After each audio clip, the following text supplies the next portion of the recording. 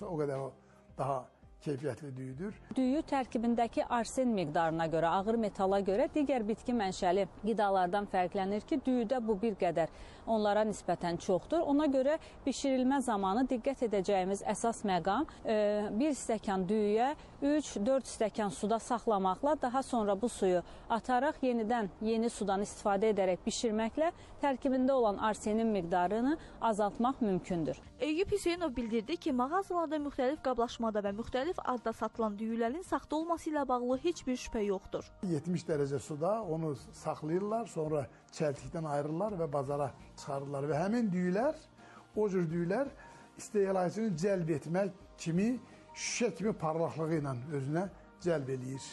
Xam mal olaraq plastik mənbələrdən alınmış düyü Azərbaycanda satılmır. Belə bir düyü yoxdur, gətirilmir. Bəs Azərbaycanda satışda olan düyülər təhlükəsizdirmi? Azərbaycana idxal olunan düyü məhsulları, eləcə də yerli düyü növlərimiz aidiyyatı qurum tərəfindən monitorinq aparılmışdır və ictimaiyyətə açıqlanmışdır ki, onun tərkibində bitki mənşəli olması, eyni zamanda da nəmliyi, nişastanın normaları, qida təhlükəsizliyi qaydalarına uyğun olduğu haqqında